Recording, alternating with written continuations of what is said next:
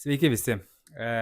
Kaip fainai atsinaujint kompą gal, nes pastebėjau, pradėjau daryti video, kompas pradėjo lūžti, turėjau biškį senesnį modelį, tai dabar neturėtų būti jokių problemų ir visiškai kitas toksai darbo flow. Tai šitas video yra labai labai svarbus absoliučiai kiekvienam, kuris pradeda arba jau yra įsiliejęs į finansinės rinkas. Nesvarbu kokias, ar tu treidini, ar tu apsimeti, kad treidini, o iš tikrųjų kažką pardavinėji, ar tu į DeFi dėdi būtent per mano prizmę, kaip aš rodžiau, ar tu akcijos, forexai, kripto, nėra skirtumo. Bet didžioji dauguma žmonių pradeda veltis į finansinės rinkas ne iš tos pusės, neįsivertinę savo psichologinio profilio. Nes tik tai yra esminis dalykas, kuris nulems, ar tu galėsi sėkmingai uždirbinėti pinigus, sėkmingai dalyvauti finansų rinkose ar ne. Nesvarbu kurioj, nesvarbu kaip, bet tik psichologinis profilis parodys, nes buvo daryta tiek aš asmeniškai, tiek yra pasaulinio lygio daryta eksperimentų, kur viskas labai paprasta. Sėdi 5 žmonės, pavadinkim 5 traderiai ir jiems buvo duota 10 skirtingų pozicijų, bet kiekvienam iš jų buvo duota tie patys signalai. Pirkti, kada parduoti arba kada fiksuoti nuostolį. Tai yra, kitaip tariant, buvo duotas signalas, pavadinkim, perki čia, tavo į profitai čia, stop lossas čia, viskas. Ir 10 tokių treidų, jie buvo skirtingi, bet kiekvienam buvo duoti tokie patys. Ir gale viso eksperimento absoliučiai kiekvienas traderis turėjo skirtingą rezultatą, nes nesvarbu kokią strategiją, kokią sistemą, kokį signalą aš tau duosiu, jeigu aš iš jo uždirbu, nereiškia, kad iš jo uždirbsi tu, nes visa esmė finale atsitrenkia į tavo psichologiją. Ir kiekvienas iš tų traderių turėjo skirtingus rezultatus paprasčiausiai dėl psichologinių skirtumų. Vieni gali laikyti didesnės sumas be problemų, kiti gali handlinti losus geriau, kiti bijo prarasti turimą pelną, uždaro anksčiau, taip toliau ir panašiai. Ir finale, nors ir visi turėjo lygiai tą patį signalą, lygiai tą patį treidą, visi turėjo skirtingus rezultatus. Buvo tokių, kurie po 10 treidų, kuo puikiausiai uždirbę pliusą, pelną, kiti plius minus ant savų, buvo tokių, kurie visiškai pradirbo pinigus, nors signalai buvo visiems tokie patys ir jie buvo pelningi gale dienos. Tai yra, jeigu visus 10 padarai taip, kaip buvo pasakyta, tu būtum uždirbęs pinigus. Tačiau uždirbo tik tai labai maža dalis traderių. Ir tai uždirbo ne dėl to, kad sekė nuosekliai signalą, bet tiesiog pagal savo psichologinį rodiklį taip sutapo, kad finalėje buvo pliuse. Tai psichologinis profilis yra svarbiausias dalykas, nuo ko tu turėtum pradėti eiti į finansų rinkas. Tai yra susidėlioti savo aišku psichologinį profilį. Tai visa tai susideda iš rizikos, azarto ir bendros psichologijos, kaip tu į tai žiūri. Ir iš tikrųjų marketas, prieš marketą dar noriu paminėti tokius šių dienų, ką matau, top trendus, kur dauguma žmonių ir lietuviai, ir šiaip Europa, pasaulis žiauriai lipa. Tai yra funding challenge'ai, forexui, kripto dabar jau irgi populiarėja, mačiau, bet jie visi funding challenge'ai, kai tu turi nusipirki challenge'ą, turi surinkti tam tikrą procentą pelno ant demo accounto ir tada gausi kitą demo accountą, bet jau profit splitą nuo to dalyko. Tai vėlgi, viskas yra gerai su šitais dalykais, jeigu tu į tai žiūri teisingai, bet jeigu tu į tai žiūri kaip į, o dabar aš būsiu traderis, pasiemi tos challenge'us, blemba, reikia suprasti, kad 99,9% žmonių dalyvaujantys čia šitam markete yra arba tie, kurie uždirba iš referalų, atvesdami klientus į funding challenge'us, bet ekstremali mažuma, kurie iš tikrųjų iš funding challenge gali uždirbti. Ir tie, kurie YouTube'ai rodo tradingo gyvenimą iš funding challenge ir panašiai, yra vienetai, kurie iš tikrųjų kažką ten daro ir klibina. Didžioji dauguma rodo tuos dalykus irgi, bet funding challenge'ai arba funding įmonės, kuriuose jie turi accountus, vat padarykit biškį research ir pamatysite, kad tie patys accountai yra tų pačių žmonių, tos pačios įmonės. Dabar sukurt savo funding challenge įmonę, va taip va. Realiai, geras 3 darbo dienos. Ir tu turi savo funding challenge įmonę. Tiesiog turi turėti biškį likvidumo pradžiai ir viskas. Tai jie turi savo pačių įmonės, rodo kaip treidina, bet jie absoliučiai praktiškai nieko ten iš tikrųjų netreidina ir neuždirba. Aš per visą savo istoriją markete, kas yra 8 metai, daugiau net, 16 pradėjau, kažkas apie 10 metų, plus minus. Tiek trading'e, forex'e, aš niekam aš to neviešinęs, bet aš turiu savo strategiją. Dabar aš nieko nebetreidinu marketų, nes paprasčiausiai pagal mano psichologinį profilį man tai netinka. Ne mano vaibui yra visas tas aktyvus day tradingas ir panašiai. Bet aš turėjau strategijas, kurios buvo sukurtos pagal marketo konstantas, ne pagal techninės analizės braižymą, kas yra visiška nesąmonė praktiškai visiems. Bet apie tai nesmė, bet per visą tą istoriją aš mačiau, kaip keitėsi marketas, kaip būdavo brokeriai, paprasti, didžiuliai svertai, forexo, visokios temos ir panašiai, iki to, kur dabar atėjom, kur blemba, visi traderiai, visi investuotojai, bet visi visus skemina vienaip ar kitaip. Tai ką norėjau pasakyti, kad per visas šitą savo tų kelių metų, nežinau, 10 metų, daug ar nedaug, finansų marketuose manau, kad nedaug. Per visą šitą istoriją aš žinau 2 traderius, 2 žmonės, ne lietuvius, užsieniečius, lietuvių šiaip nežinau, bet manau, kad tikrai yra, bet kadangi aš nelabai Lietuvoje nebūnu ir nelabai pažįstu žmonių Lietuvoje, tai tiesiog dėl to ir nežinau, bet manau, kad jų tikrai yra. Tai aš žinau 2 žmonės, kurie iš tikrųjų uždirba iš tradingo, ne iš jokių kursų, signalų, grupių, referalų, affiliate linkų, nieko panašaus, tik iš gryno finansinio išprusimo. Ir tie žmonės, jie tikrai netradina pagal kažkokias tai liniją, support, resistance, Fibonacci shit ir visą tą nesąmonę. Tai yra žmonės, kurie tikrai atidavė visą gyvenimą eiti į marketą ir jį suprasti.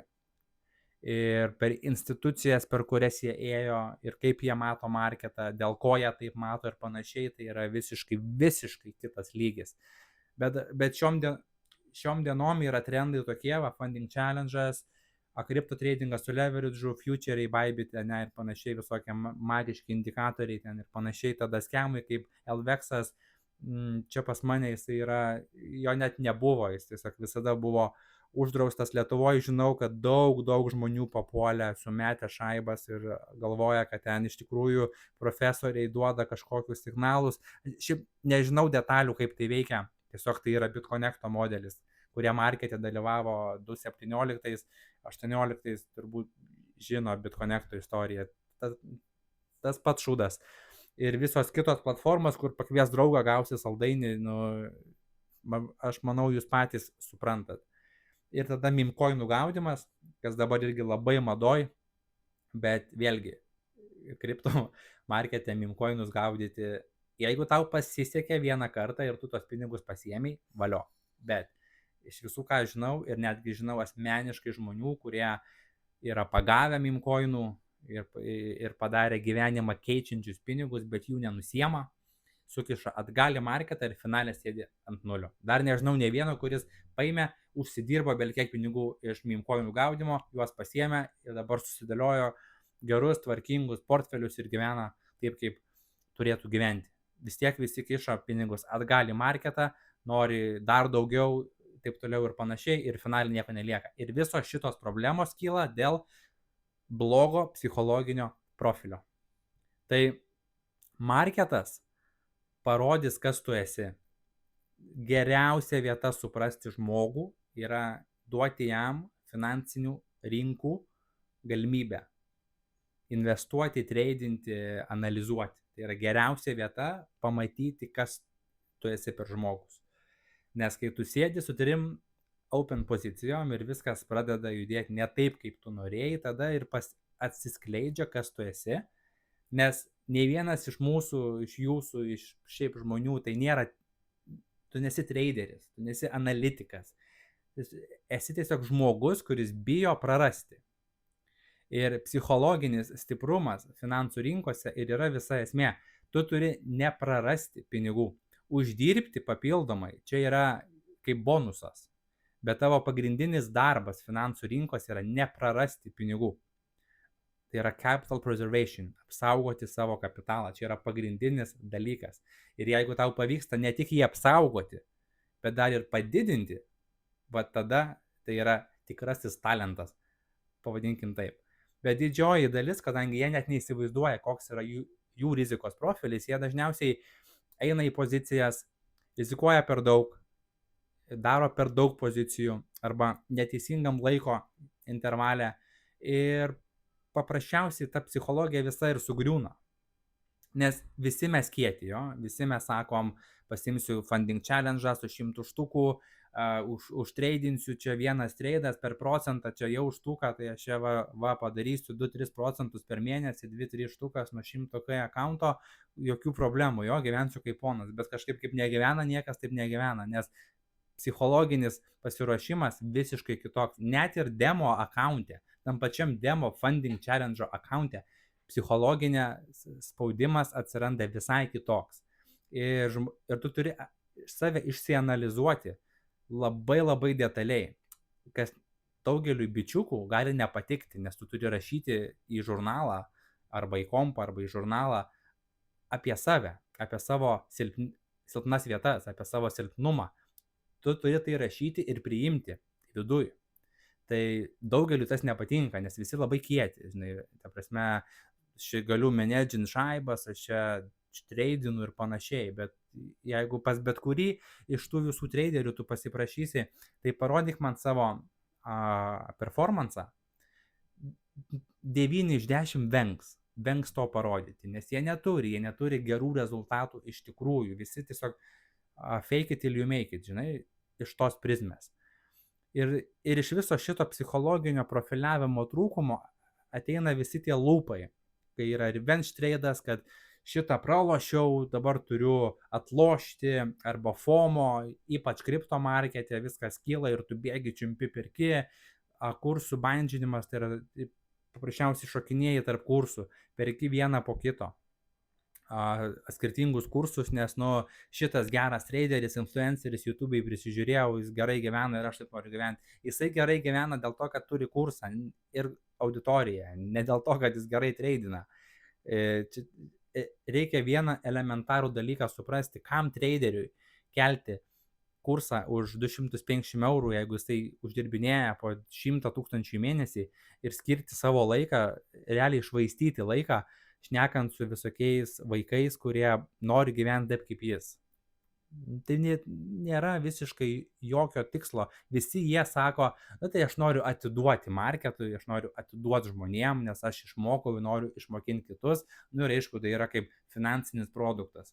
Ir tu dėl to čardžini pinigus už tą kursą. Jo, čia toksai švelnus išsivartimas iš situacijos, kad iš tikrųjų aš neuždirbu tiek, kiek sakau, ir šitie kursai man leidžia mokėti nuomą ir gyventi biškį stabilesnį gyvenimą, nes gyventi kaip traderiui full time yra belekokia didelė atsakomybė, nes tai yra visiškai neprognozuojamas uždarbis tavo, nesvarbu mėnesio gale, ketvirčio ar metų gale, tu gal ir visada būsi pelningas pagal savo matematinį edžą, bet tu neturi stabilumo visiškai po kojom ir tai yra sudėtinga, psichologiškai tai yra labai sudėtinga.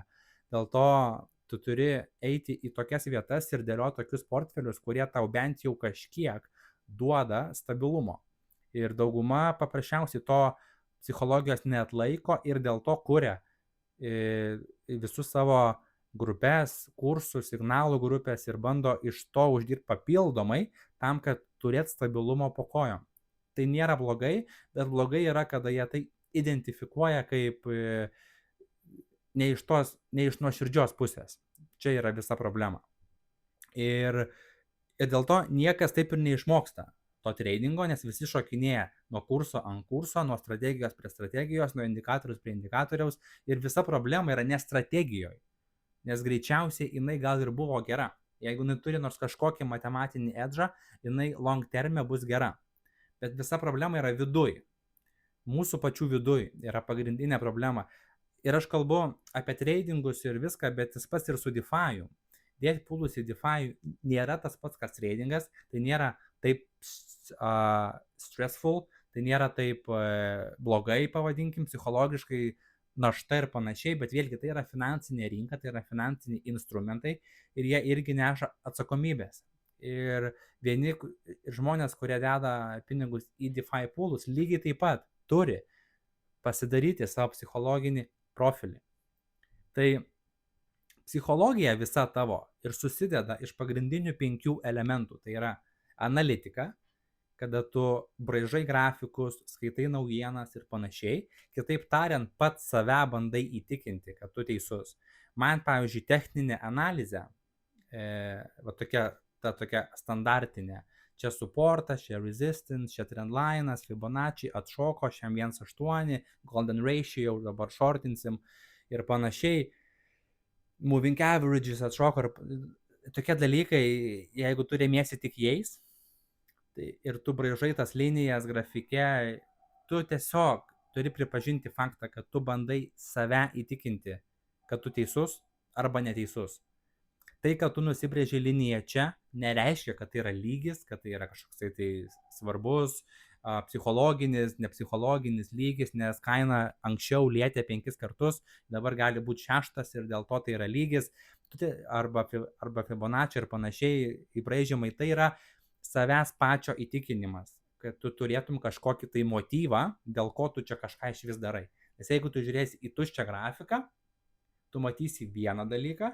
Jeigu tu žiūrėsi į grafiką, kur yra pribraižyta linijų, uždėtas Fibonaccis ir dar kokie 2, 3, 4 confluences, kaip pavyzdys, lygis, Fibonaccis, moving averages yra žemiau, viską, tu turi 3-4 punktus, dėl ko tu save įtikini, kad tai yra shortas, tu dėl to jausies geriau pats viduj, dėl savęs pačio.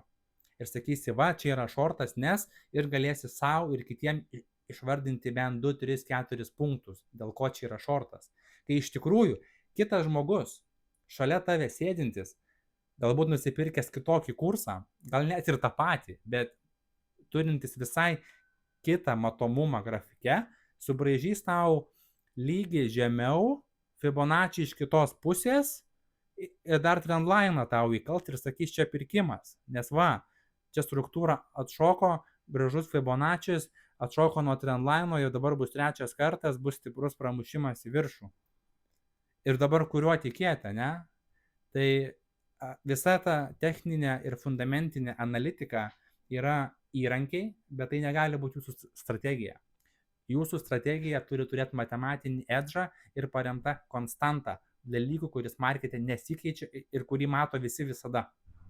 Lygiai, trendline'ai, visi mato juos skirtingai. Ar tu nusibrėžiai čia, aš čia, tu ten ir visi mes galvojam, kad mūsų lygis yra teisingas. Ir jeigu nuo jo marketas iš tikrųjų atšoka ir sureaguoja, iš viso euforija, ne? Aš buvau teisus, čia lygis, dabar va taip lygius ir dėsiu. Jeigu marketas nesureaguoja, tu tada blemba, žinai, nesureagavo marketas ir viskas. Jo? Tai ta analitinė pusė, jinai yra gerai, bet tai negali būti strategija. Tai nėra strategija shortinti, kai visada yra šiam 1.8, trendline'as ar dar kas nors Fibonacci ir panašiai. Jeigu tai neturi matematinio pagrindo ir nėra paremta bent viena konstanta, tai yra nesikeičiančių dalykų markete, nėra šansų ilgalaikiai perspektyvo iš to uždirbti. Dėl to kai aš anksčiau treidindavau, tiesiog aš turėjau strategiją susikūręs savo tik su konstanta. Vienas dalykas, kuris nesikeičia markete, ypač Forexo markete, tai yra sesijos. Kada kokia sesija vyksta. Londono sesija, Azijos sesija, New Yorko sesija. Laikai nesikeičia. Apart tos valandos skirtumo, kada yra vasaros ir žiemos laikas. Bet šiaip tai yra konstanta. Tai yra dalykas, kuris visada yra tas pats ir visi pasaulio žmonės, visi pasaulio traderiai žino, kad dabar yra būtent ta sesija. Ir negali būti taip, kad aš sakau, dabar vyksta Azijos sesija, o tu man sakysi, dabar vyksta New Yorko sesija. Tai yra neginčytinas dalykas. Ir ant jo statyti matematinį edžą yra labai paprasta. Bet jeigu tavo strategija yra paremta linijom pagal tai, kaip tu išmokai, tai nėra strategija. Tai jinai neturi jokio edžo, kuris iš tikrųjų gali veikti. Tada kitas elementas – influenceriai. Vėlgi, tu mokaisi tradingą ir tu žiūri kažką followini, Instagramai, Facebookai, YouTube'as, TikTok'as, žiūri kitus žmonės, kurie irgi tradina, gyvena kažkokį gerą, nuostabų gyvenimą, arba turi kažką, kas tau patinka ir tu galvoji, jie yra protingesni, nes vėlgi jie galbūt turi geresnę auditoriją arba gyvena geriau negu tu. Tai pavyzdžiui, yra vienas lietuvis, į turinį daro ne lietuvių kalba, bet yra toks lietuvis ir jisai taip pat treidina, irgi funding accountai, panašiai, Rolexai, kelionės po pasaulį ir panašiai. Bet visa esmė, dėl ko jis taip daro, nes jo tėvai yra mega turtingi žmonės, turi mega namus daugelį pasaulio vietų ir tas visas tradingo pretekstas tai yra tam, kad parduoti kursą ir parduoti savo fundingo challenge'o įmonę. Ir tas visas keliavimas ir tas visas blogų lifestyle'as yra tik dėl to, kad ne iš tradingo žmogus gyvena, bet pritempia tą elementą. Ir tau žiūrint tą video, tu sėdi blemba, jisai pizė, žinai, visi tie traderiai, Dubajus, ten, žinai, Bali, Miami, sėdi prie kompo, kavą geria, tradina, žinai, super lifestyle'as, tu žiūri, galvoji, blemba, žinai, va taip gyventi ir aš norėčiau.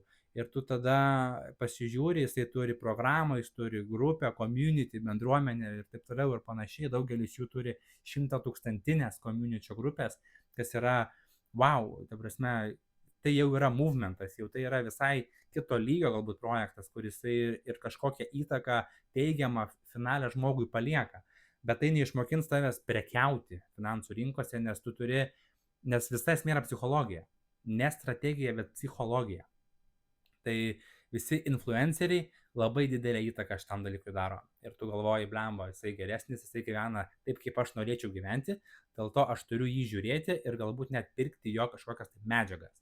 Tada kursai ir grupės, tai vienas ir tas pats iš esmės, bet tu dažniausiai perki kursą arba prieigą į grupę ne dėl to, kad tu žinių ieškai, bet tu ieškai validationo, tu ieškai patvirtinimo ir tu nori būti kitų žmonių apsupty, kad jeigu tu, tarkim, sėdi, žiūri į čartus, prisibraižė savo linijų ir galvoji, kad dabar, tarkim, čia yra shortas, arba lygiai taip pat DeFi'us iš pusės, nes aš viską darau per DeFi'ų dabar, tai iš DeFi'us pusės, jeigu tu manai, kad va čia yra geras range'as šitam pūlė arba pats pūlas yra geras, protokolas geras ir tu turi bendruomenę, kur irgi yra dar 11 ar keli šimtai žmonių, kurie irgi yra nusipirkę prieigą ir jeigu tu paklaus pas juos gali arba pamatyti, kad kažkas kitas irgi mano panašiai kaip tu ieškai tos validacijos, papildomos validacijos. Tai irgi yra psichologinio profilio dalis. Ar tu jos ieškai ar neieškai.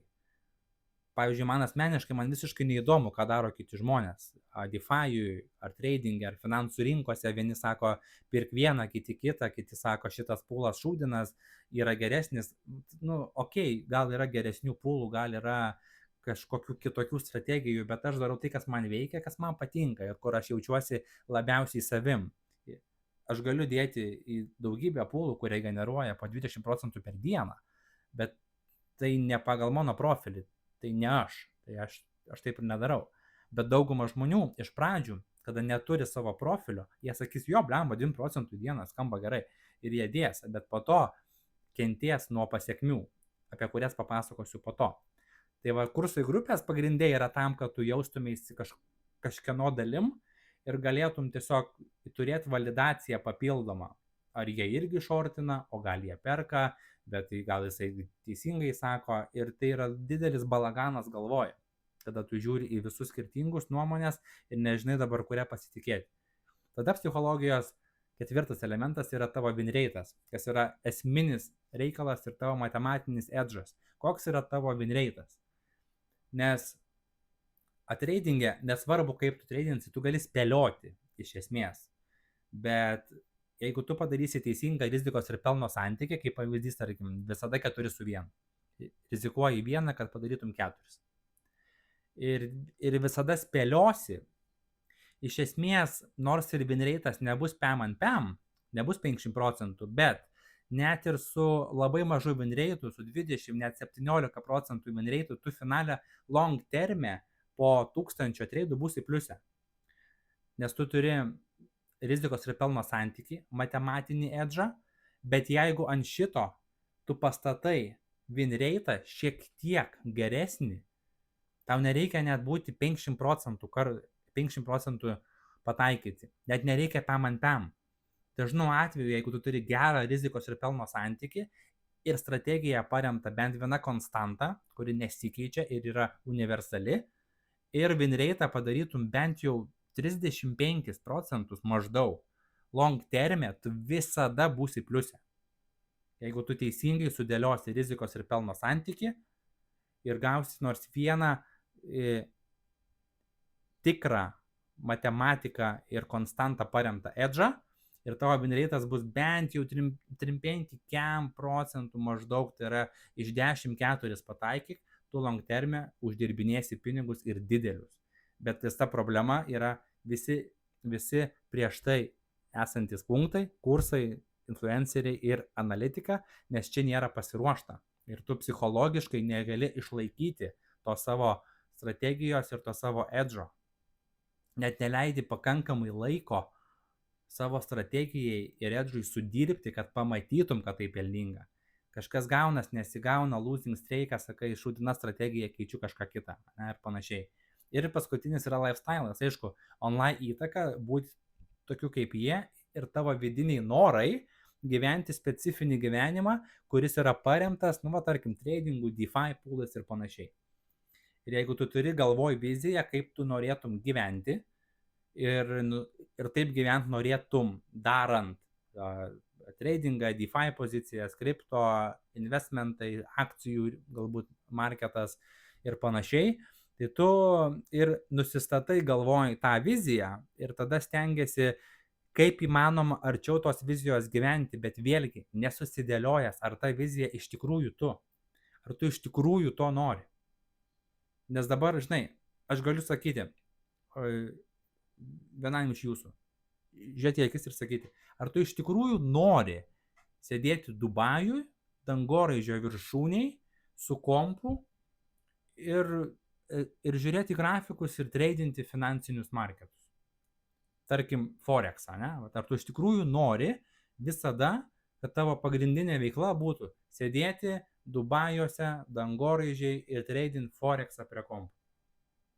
Bet taip, žinai, tu sakysi, jo, aišku noriu, blem, kas nenori, bet turi gerai giliai pagalvoti, ar iš vidaus, ar tai tu, ar tai yra tu.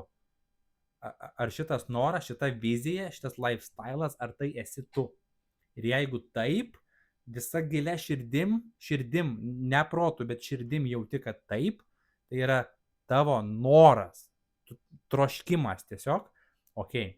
Bet daugeliu atveju, tu gerai pagalvoja, sakysi, ką žinau, tam Dubajui karšta ten sėdėt, tie grafikai čia, žinai, ar aš uždirbsiu, ar aš neuždirbsiu, niekada ramybės neturėsiu, miegos ramiai negalėsiu, jeigu turėsiu pozicijų, visada turėsiu ieškoti pozicijų, žinai, gal man geriau kokį e-komą atidaryti, žinai, ar dar ką nors, kai pradėti galvoti, kad tu niekada žinai, būti full time traderiu Dubajui, čia yra iliuzija.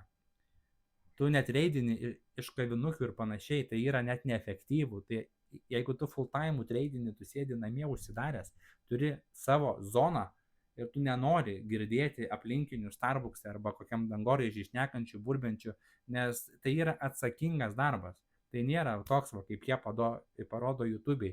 Pys treidinu, man viskas, žinai, patogu, aš jau paspaudžiu 3 mygtukus per telefoną, iš viso, kiti net kompo neturi. Sako, aš per telefoną treidinu. Nu, tiesiog, come back to reality. Tai visi šitie 5 elementai sudaro pagrindinę psichologijos dalį, kas tu esi kaip psichologinis profilis. Ir aš tikiu, kad prisižiūrėjus tokių video, YouTube'ai, kaip auginti accountą iki milijono, tarkim, tradingas. Tada šitie yra geriausi. Actual day in a life of a 18-year-old day trader making 100K a month. Nu, blemba, aš nenoriu keiktis, bet tiesiog, tada kitas, day in a life, kas šiam 27-year-old millionaire day trader in New York City.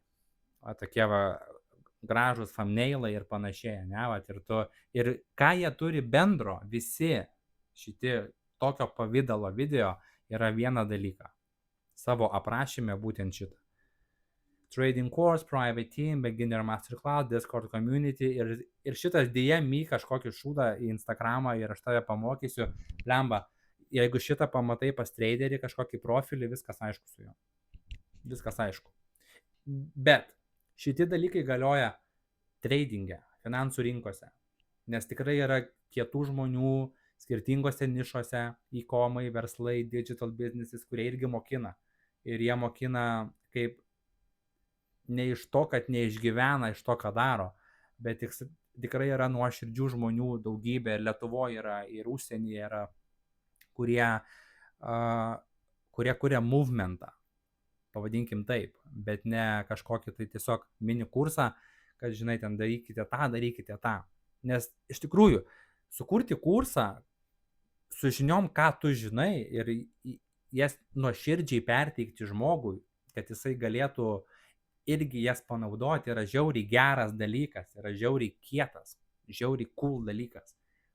Ir dažniausiai dėl ko tu tai padarai mokamai, nes žmonės nevertina nemokamos informacijos, faktas. Jeigu tu įkelsi viską nemokamai, žmonės to nevertins. Paprasčiausiai pasižiūrės kažkas, bet jeigu tu padarysi tai už 100 eurų kaip pavyzdys, kad ir simbolinė suma kažkokia tais, jisai nusipirkęs, jisai jaus atsakomybę bent jau pasižiūrėti, ką aš čia nusipirkau. Mane įtikino pirkti, aš nusipirkau, kas čia viduj, bent jau kažkokia tai yra tikimybė, kad žmogus iš tikrųjų nuoširdžiai pasižiūrės tą medžiagą. Tai su tokio tipo žmonėm ir edukacija viskas yra super, bet šiai dienai finansų ir tradingo grupėse darosi, tiesiog visas šitas skemas yra jau per didelis. Absoliučiai visi tą patį šūdą malą.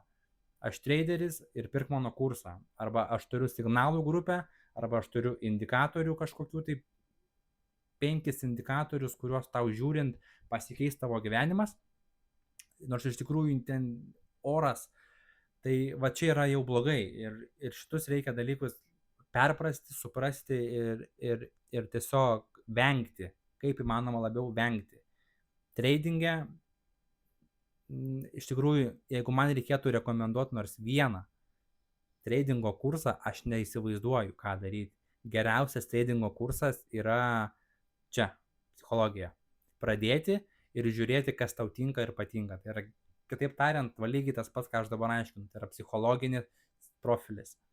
Nėra kurso, kuris tave išmokins, kaip sėkmingai long terme uždirbti, prekiauti. Vienas turi visokias dabar populiarėja ICT strategijos, kiti likvidumo pūlo į zono strategijos, treti su techninė analizė, kiti su naujienom, NFP payrollas išėjo, kaip nuanalizuoti ir panašiai. Visi turi kažkokį ir tu gali pirkti daugybę kursų, šokinėti tarp jų ir kaupti tas žinias, bet iš tikrųjų tu kaupi ne žinias, bet tokią naštą galvoji.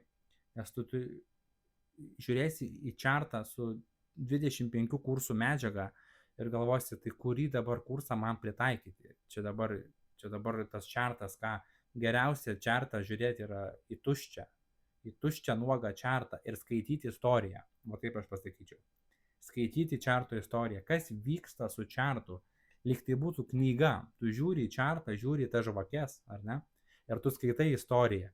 Buvo pirkėjų zona čia, išvažiavo kaina į čia ir tada įvyko tas, tie atlaikė, neatlaikė, išsispaudė, pardavėjų, sakykime, dalis nusispaudė save iki apačios tiek, bet šitoj būtent zonoj atsirado pakankamas kiekis pirkėjų, kurie gražino kainą į viršų, kažkas tai tokio ir panašiai, ir tu sudėlioji istoriją ir pagal tą istoriją bandai dėlioti tęsinį, bet tu niekada neturi nuspėti, ką darys kaina, ar kils, ar kris, tu niekada nežinosi.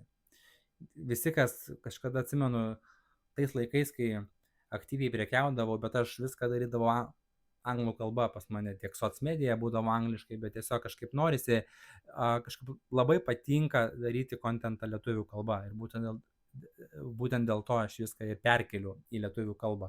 Anksčiau aš nedariau kontento angliškai, bet aš tiesiog bendraudavau su daug žmonių anglų kalba, anglakalbiais ir panašiai. Ir būdavo tiesiog, žinai, hello my boss, svaras doleris į viršų ar į apačią. Nu, blemba, iš kur man žinot, žinai, aš negaliu žinoti, ar kripto kils, ar kris, ar forexai, akcijos, ar Amazonas auks, ar kris, aš nežinau. Ir tu irgi turi priimti šitą mąstymą, kad tu negali žinoti, ką darys marketas. Vienintelis dalykas, ką tu gali, tai yra žinoti, ką tu darysi. Jeigu marketas kils, jeigu marketas eis šonu, arba marketas važiuos į apačią. Tu gali žinoti, ką tu darysi, bet tu negali žinoti, ar jisai kils, kris, ar važiuos šonu, sprogs, išnyks, apsivers ir panašiai. Negali žinoti. Tik tai gali žinoti savo reakciją į marketo judesį, kas vėlgi yra psichologija. Tai tiesiog pabaigai. Kaip tą profilį susidėlioti? Tai tu pasiemi žurnalą, tuščią, notebooką, ne žurnalą, notebooką pasiemi savo, gali kompę rašyti, bet šiaip geriausia yra back to the basics, ne? Tušinukas, popierius ir tu rašai su ranka. Ir tu turi išrašyti detalę savo elgesio analizę, dalyvaujant realiuose finansų rinkose. Ne iš oro, kad, aš jaučiuosi šiandien taip ir taip, bet pasimti realią sąskaitą, gali būti tie patys forexai, brokeriai, gali būti kripto, gali būti DeFi'us, nesvarbu, kažkokią sumą, kažką tai kartu dalyvautum su savo tikrais pinigais. Nesvarbu suma irgi, gali būti 25 eurai, gali būti 200 000. Kaip tu pats gyveni ir ką tu turi ir kaip tu tai žiūri. Bet pasimti realią finansinę rinką ir realius finansinius pinigus. Ir tada dalyvauti markete, bet į save žiūrėti iš šono. Įsivaizduoti, kad tu dabar turi walletę, sakykime, $500 ir tu nori eiti į poolą, DeFi'us poolą, likvidumo poziciją kažkokią tais ir tu žiūri ją, dėliojasi range'ą, galvoji su kiek eiti, arba į kokį poolą eiti, arba range'o nustatymą ir panašiai. Ir visą tai darant, turi visada save gaudyti ir žiūrėti save iš šono. Ir tą dalyką analizuoti ir rašyti. Ir ypač prieš einant į poziciją. Ar DeFi'us, ar trade, nesvarbu. Tu klausi savęs, analizuoji ir rašai, kaip tu jautiesi prieš poziciją. Užtikrintai, ar tau tipo dzin, šortas, čia longas, nesvarbu. Ar tu, nežinau, čia šortas, longas, toksai dvėjoji, viduj turi tokį mazgą, žinai, toks būna tas toksai jauduliuko mazgas viduje, ne, prieš poziciją kažkokią tai. Nežinau, čia šortas, longas, eit, neit, žinai, ir panašiai. Arba tau kaip tik visiškai nesvarbu, visiškai dzin. Čia susidėlioji DeFi poolą, bam, deposit, next, įdėjau, pamiršau. Tai irgi yra labai geri duomenys. O gal tu kaip tik, žinai, sėdi, skaičiuoji, į Exceliuką susirašai viską, čia įėjau ties šitą kainą, fiksuoju čia, impermanent loso tikimybė tokia, viską susirašai. Tai irgi labai geri duomenys. Viską analizuoji, kaip tu jautiesi, ką tu darai prieš pozicijos įėjimą. Lygiai taip pat analizuoji jau įėjęs, kaip dažnai tikrini poziciją. Nesvarbu, DeFi'us ar tradas pozicija kažkas, ne? Ar tu vis parefreshini 2 kart dienoj, ar 200 kartų dienoj, o gal kartą į savaitę. Įdėjai pulą, pamiršai, pirmadienį įdėjai, penktadienį pažiūrėjai, prikapsėjo, pasiėmei, toksai tipo chill, ar tu, žinai, sėdi, žiūri, įdėjau Sol USDC, žinai, pulą, blemba, solas pakrito, kaip tu reaguoji, ką tu darai, ar tu nori keisti poziciją, žinai, ar tu nori pas kažką paklausti, ką daryti, žinai, ar tu pasitikė savo žiniom, ar tu iš karto žiūri, kas čia įvyko. Viską turi rašytis, kaip įmanoma detaliau. Jeigu turėjai tradą, ar iki galo jį išlaikėjai. Ar tarkim buvo tavo pelnas 1000 eurų, dabar yra 920 ir tu sakai, pizdu užtenka, užsidarėjai ant 9,2 ir sakai, viso pasiėmiau. Geriau 9,2, kas čia ties 8 eurų skirtumas, tipo, ne, kaip pavyzdys, bet tai yra labai svarbi psichologinio profilio informacija, ar tu išlaikiai iki galo ar ne. Lygiai taip pat gal su losu. Marketas nejuda, pradėjo važiuoti į apačią, o tu nupirkęs. Ir tavo stop lossas 100 eurų, ne? Ir dabar yra 7,2. Ir tu sakai, blemba, kam praras 100, kai gali praras 7. Užsidarėjai iš anksto, marketas grįžo atgal į viršų. Ir tu tada, vėlgi, kaip tu reaguotum į tai? Užsirašinėjai. Arba kaip tik užsidarysiu 7, marketas kalė žemyn, būtų buvę 100 ir tu vėl, kaip gerai, kad užsidariau, vėlgi viską rašaisi, viską analizuoji. Jeigu vyko šioksai tai stiprus marketo įvykis, va tarkim kripto markete tai labai dažnai būna, ne, kažkoksai tai žiūri ir viskas gerai buvo, žiūri visi pozicijos tavo DeFi'us iš range'ų išėję, nespėjai nuhedžinti nieko, kalė per minutę 2% į apačią. Kaip tu reaguoji? Ar tu iš karto bėgi ieškoti info? Ar pas kažkokį savo mėgstamą influencerį žiūrėti, ar jisai kažką keičia. Ar kažkam rašyti, kažkam pažįstamam, kažkam žmogui, kuris kažką supranta, sakai, o ką tu dabar darai, arba ar matai, kas įvyko, žinai, ir panašiai. O gal kaip tik tu, žinai, nespėjau nuhedžinti, marketas įvyko, kas įvyko, ką žinau, kur popcornai. Gal tu taip reaguoji. Tai yra labai gera informacija savo. Ir visą tai tu analizuoji. Ir tada, kaip pavyzdys, ar mažos sumos tau atrodo neverta, gal žinai veltis, tipo, dabar kam man dėti DeFi'us poolą su 30% metinių, čia dabar įdėsiu 100, koks čia pelnas, žinai, tipo, ar man čia verta dabar dėl 3 eurų, čia, žinai. O gal kaip tik, žinai, tu nori pradėti su maža suma, nori dėti 100, nenori dėti daug, gal ir turi daugiau, bet nori po truputį pradėti, dėliotis pozicijas, dėliotis poolus, žinai, ir panašiai, arba trading'e, gal tu, tarkim, gali pirkti čia fundingo challenge, gali pirkti 5,000, ten už nežinau, kiek tai nekainuoja, esu matęs tarp 3 ir 5 turbūt eurų, gal kažkas tokio. Tai ar tu pirksi tokį ir auginsi vėliau? Ar tu kaip tik, įmu 100 štukų iš karto, praeisiu challenge, iš karto tradinsiu aktyviai. Visa šita info tu turi rašytis ir finale, po kokios savaitės laiko, va tokio detalaus savianalizės, tu matysi visą savo rizikos profilį. Tu netgi gali tada jį surašyti į ChatGPT, viską kaip tu elgeisi, viską surašyti, dariau taip ir taip, reagavau taip ir taip panašiai ir paskutinį sakinuką pridėti, kaip tu sudėliotum mano rizikos profilį, kas aš toks kaip finansų rinkų investuotojas, kas man tinka, kas man patinka ir tau surašys idealų tavo pačio rizikos profilį.